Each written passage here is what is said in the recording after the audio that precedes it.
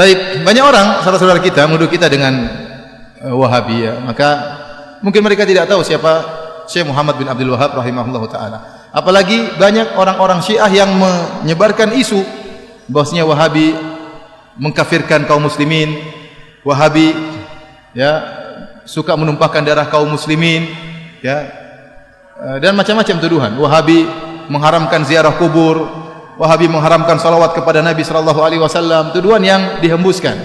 Kemudian tuduhan-tuduhan tersebut disambut oleh sebagian saudara-saudara kita. Akhirnya semakin besar tuduhan tersebut. Dan ini semua adalah tuduhan tidak benar. Kita mengatakan kenyataan mendustakan itu semua. Kita tahu Raja Wahabi, Raja Salman, ya, di antaranya. Hafizahullah taala. Hari ini saya baru dapat kabar dia menyuruh seorang wartawan diberhentikan dari pekerjaannya dan koran dipermasalahkan, dikasuskan. Kenapa? Karena wartawan tersebut memuji dia berlebihan. Ya, dia baca koran tersebut, ternyata wartawan tersebut memuji dia berlebihan, disuruh berhenti penulis tersebut karena dia tidak ingin sampai tauhid terganggu. Dia menjaga kemudian tauhid, ya. Adapun menuduh bahwasanya kaum Wahabi suka mengkafirkan, maka itu tidak benar. Dibantah oleh Syekh Muhammad bin Abdul Wahab rahimahullahu taala, ya. Dan saya sedang menyusun juga tulisan tentang masalah itu, ya. Bagaimana Syekh Muhammad bin Abdul Wahab mengatakan kami tidak pernah mengkafirkan yang berkaitan dengan masalah 4 rukun, masalah salat, masalah zakat, puasa, haji. Kalau ada yang meninggalkan salat tidak dia kafirkan. Karena ini masih masalah khilafiyah di kalangan para ulama. Yang kami kafirkan hanyalah yang berkaitan dengan syahadatain. Kalau orang terjerumus dalam kesyirikan, itu pun beliau mengatakan kami menjelaskan tentang masalah ini syirik, ini kekufuran. Adapun memvonis itu masalah lain.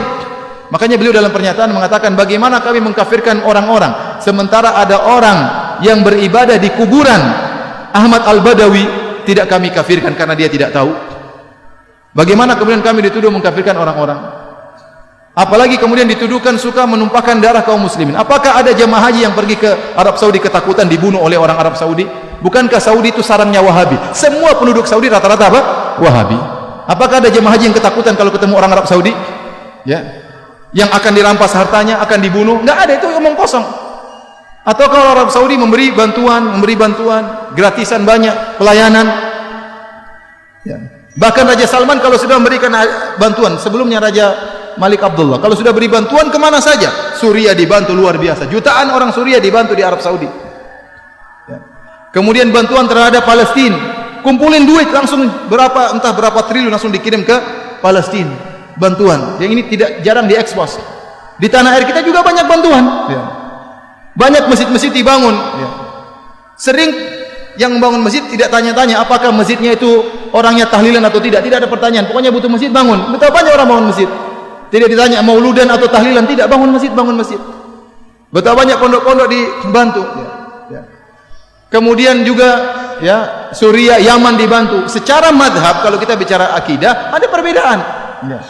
Kita tahu Yaman bukan Wahabi, kita tahu Suriah bukan juga Wahabi, Palestina juga bukan Wahabi, tapi dibantu sama raja-raja Wahabi. Kemanusiaan mereka tinggi. Maka maksud saya, seorang jangan menuduh yang tidak-tidak. Kalau dia menuduh bahwasanya Syekh Muhammad bin Wahab melarang untuk ziarah kubur, tidak benar. Kita suruh ziarah kubur. Yang tidak boleh kalau minta kepada penghuni kubur, ya. Dilarang bersolawat. Saya bilang kita tiap hari bersolawat, Allahumma sholli ala Muhammad sallallahu alaihi wasallam, berulang-ulang dalam ceramah kita bersolawat, ya. Yang dilarang mungkin solawat yang mengandung mana-mana kesyirikan, itu yang dilarang. Adapun kalau solawat yang sunnah silakan, ya. Oleh karenanya seorang berhati-hati tatkala memberi tuduhan yang tidak-tidak, ya, karena termakan dengan provokasi sebagian orang. Kalau dia nuduh Syekh Muhammad bin Wahab dengan tuduhan yang tidak-tidak, ingat dia akan disidang oleh Allah pada hari kiamat. Kita kalau nuduh orang tidak benar, kita akan disidang berhadapan dengan Syekh Muhammad bin Abdul Wahab. Dan hati-hati, jangan-jangan pahala kita diambil oleh beliau seluruhnya karena kita tuduh dia dengan tuduhan yang tidak-tidak, ya. Ini bahaya, hati-hati. Maka seorang tatkala berbicara hendaknya dia berpikir sebelum mengucapkan apa yang dia ucapkan. Dan saya katakan bahwasanya kita bersabar kalau dituduh yang tidak-tidak, yang penting kita menjalankan sunnah. Dan ingat, kita tidak ada yang mengkultuskan Syekh Muhammad bin Abdul Wahab. Syekh Muhammad bin Abdul Wahab rahimahullah hanyalah seorang ulama yang bermadzhab Hambali. Dia bisa salah bisa benar. Kalau salah kita tolak, kalau benar kita ambil. Dia sebagaimana ulama-ulama yang lain, bisa salah bisa benar. Makanya dalam kajian-kajian kita juga hampir tidak pernah kita bilang berkata Wahabi berkata Muhammad bin Abdul Wahhab, tidak pernah. Saya yang sampaikan dari apa saya ucapkan. Perkataan Syekh Muhammad bin Abdul Wahhab tidak ada saya ucapkan, tidak ada saya nukilkan. Ya, hampir tidak pernah. Kita sampaikan perkataan para ulama, perkataan ahli tafsir, siapa saja. Maka jangan kita berbuat zalim terhadap seorang pahlawan seperti Syekh Muhammad bin Abdul Wahhab. Beliau adalah pahlawan. Dengan jasa beliau berdirilah kerajaan Arab Saudi. Dengan jasa beliau berdirilah kerajaan Arab Saudi. Yang sekarang kita bisa merasakan kenikmatan adanya kerajaan Arab Saudi. Ya.